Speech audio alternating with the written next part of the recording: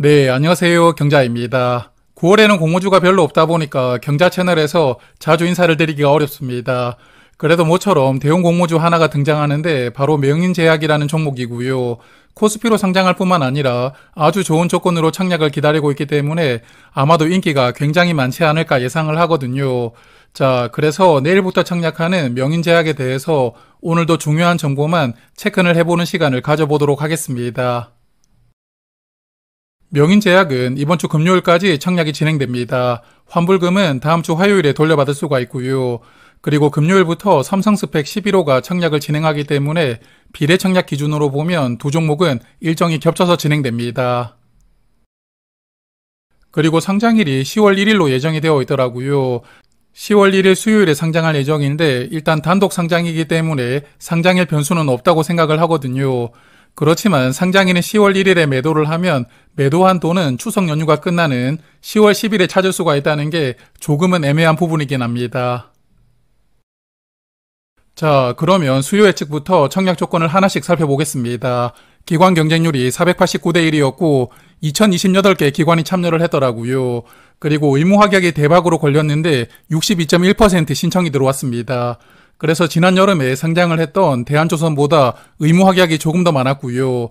수요 예측에서 기관 투자자들에게 정말로 인기가 많았다고 생각합니다. 그리고 의무 확약은 수량 기준으로는 62.1% 신청이 들어왔고요. 건수 기준으로 69.6% 신청이 들어왔더라고요.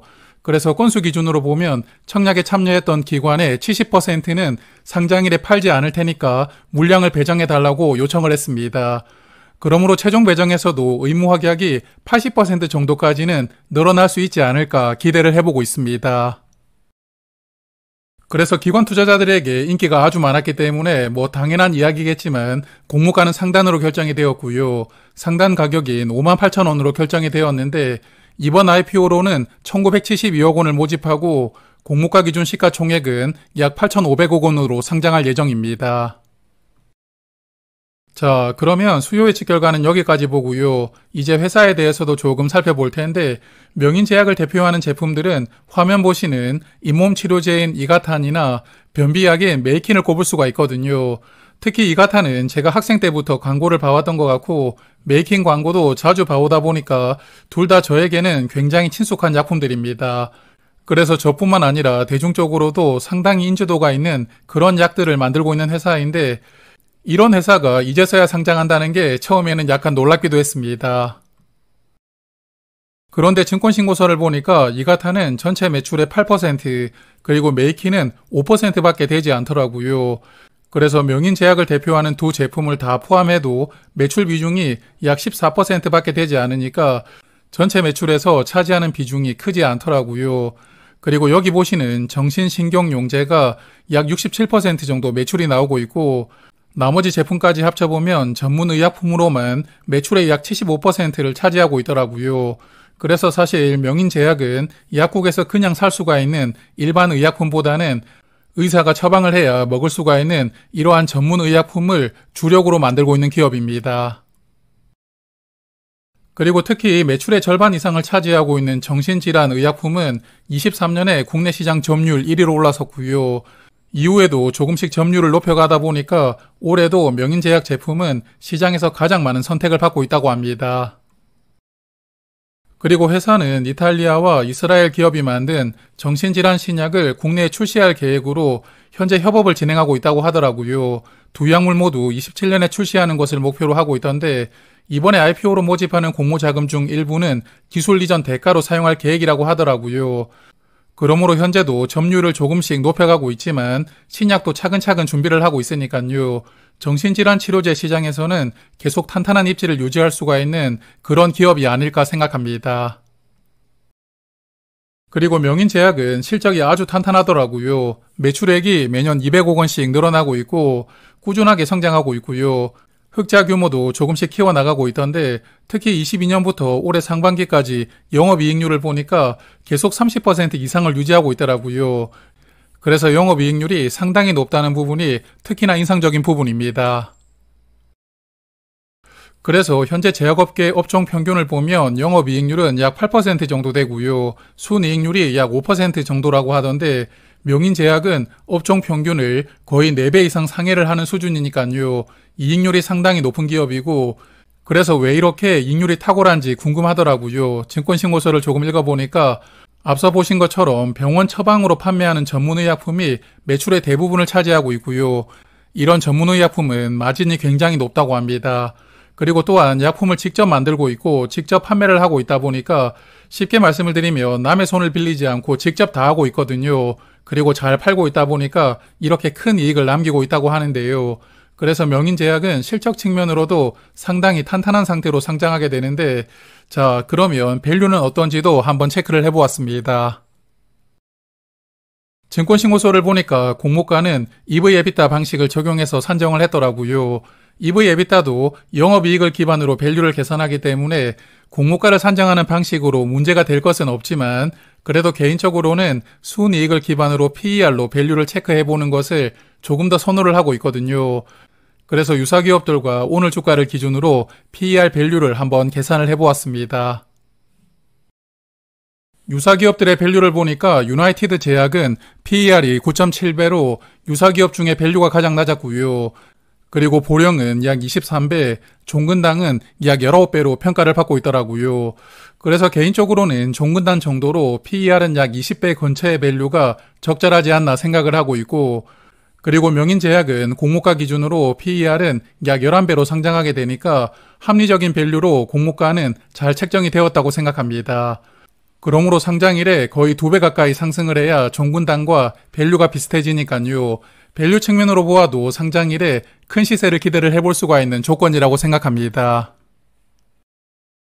자, 그러면 청약 정보를 체크를 해볼 텐데요. 340만 주를 모집하는데 코스피로 상장하기 때문에 우리사주조합에는 20% 비중으로 68만 주를 배정을 해두었더라고요.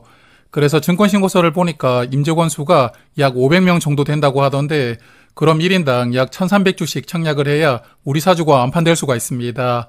그래서 우리사주를 완판시키려면 1인당 증거금은 약 7600만 원이 필요하더라고요. 만만치 않은 증거금이 필요하지만 그래도 공모가가 합리적으로 책정이 되었거든요. 아마 직원들이 적극적으로 청약을 하지 않을까 예상을 합니다.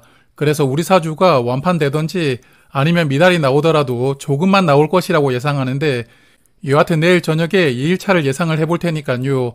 그때 다시 한 번 더 체크를 하겠습니다. 그리고 주관사는 KB증권이 단독으로 주관합니다. 일반 고객은 28,000주까지 청약을 할 수가 있고 풀청약을 하려면 증거금은 약 8억 원이 필요하고요. 그리고 10주부터 청약을 신청할 수가 있으니까 균등만 참여하시는 분들은 29만 원을 이체하고 10주만 청약하시면 되고요. 그리고 KB증권은 청약 수수료가 1,500원입니다. 그리고 수요 예측 의무 확약을 적용하면 상장일에 198만 주가 유통될 수가 있고요. 전체 주식의 약 13% 정도 물량만 유통될 수 있는 조건인데 유통 물량이 최상급 수준으로 상장하게 됩니다.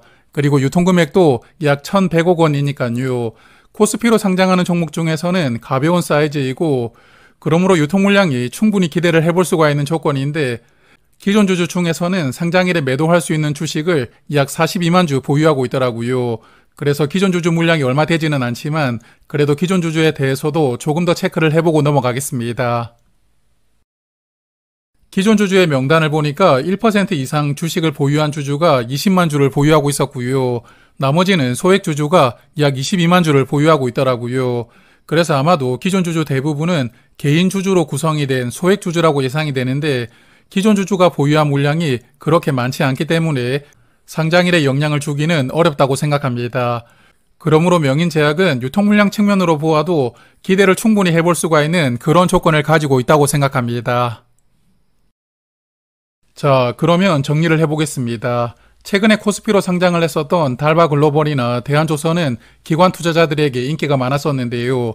둘 다 2,000개가 넘는 기관이 참여를 했고 의무 확약도 두 자릿수로 신청이 들어왔는데 특히 대한조선은 50% 넘는 신청이 들어오면서 아주 인기가 많았잖아요. 그런데 명인제약은 대한조선보다 의무 확약을 신청한 비율이 더 높았습니다.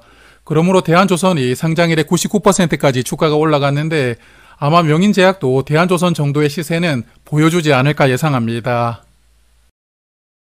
그래서 오늘 말씀드렸던 내용을 정리를 해보면 수요 예측 결과가 아주 좋았고요. 특히 의무확약이 60% 넘게 신청이 들어왔기 때문에 기관 투자자들이 정말 적극적으로 청약에 들어왔습니다.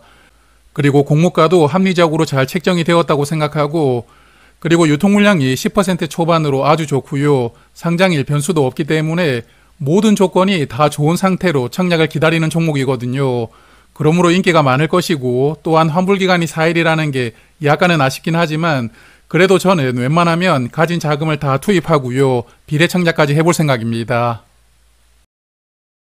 자, 그리고 보통 1일차 결과를 보고 2일차에 청약이 얼마나 들어올지 예상을 해보고 있지만, 그래도 청약할 때부터 궁금해 하시는 분들도 계실 테니까 오늘 간단하게만 한번 예상을 해보고 마무리하겠습니다. 최근에 인기가 많았던 종목들을 보면 대한조선은 약 52만 계좌가 참여를 했었고요. 삼양컴택도 약 40만 계좌가 참여를 했는데, 그래서 명인제약도 꽤 많은 분들이 청약을 하시지 않을까 생각하거든요. 그래서 개인적으로는 삼양컴택과 대한조선에 중간 정도로 계좌가 들어오지 않을까 생각을 해보았습니다. 그러므로 약 45만 계좌 정도가 참여하는 것으로 예상을 하고 있고, 저의 예상대로 참여를 한다면 균등 배정으로는 94% 확률로 한 주씩 받을 수가 있을 것이라고 저는 생각하고 있습니다. 그리고 이번 종목은 환불기간이 4일이지만 그래도 청약 조건이 아주 좋으니까요. 비례청약까지 적극적으로 하실 분들이 많다고 생각을 하는데, 그래서 지난번에 대한조선은 증거금이 약 18조 원이 들어왔었고 삼양컴택은 약 13조 원 들어왔더라고요. 그래서 명인제약은 환불기간이 4일이고 또 모집하는 금액이 대한조선보다는 작으니까 대한조선보다는 증거금이 조금 적게 들어올 것이라고 예상하고 있고, 개인적으로는 약 16조 원 정도 들어오면서 비례 경쟁률이 1300대 1 정도로 형성되지 않을까 예상을 해보았거든요. 그래서 저의 예상대로 비례 경쟁률이 1300대 1이라면 한 주 증거금으로 약 3800만 원이 필요합니다. 4일간 이자 비용이 약 9800원 정도 되는데요. 상장일의 주가가 17% 이상 상승을 하면 손익분기점을 넘기게 되는데, 상장하기 전에 한국 시장에 큰 변수만 생기지 않는다면 아마 손익분기점 주가는 시초가부터 가볍게 넘겨서 시작할 것이라고 저는 예상하고 있습니다. 자, 그러면 명인제약 청약하시는 분들 좋은 결과 있으시길 바라겠고요. 저는 내일 저녁에 1일차 결과를 보면서 다시 한 번 더 청약 결과를 예상을 해볼 테니까 내일 저녁에 다시 인사를 드리겠습니다. 고맙습니다.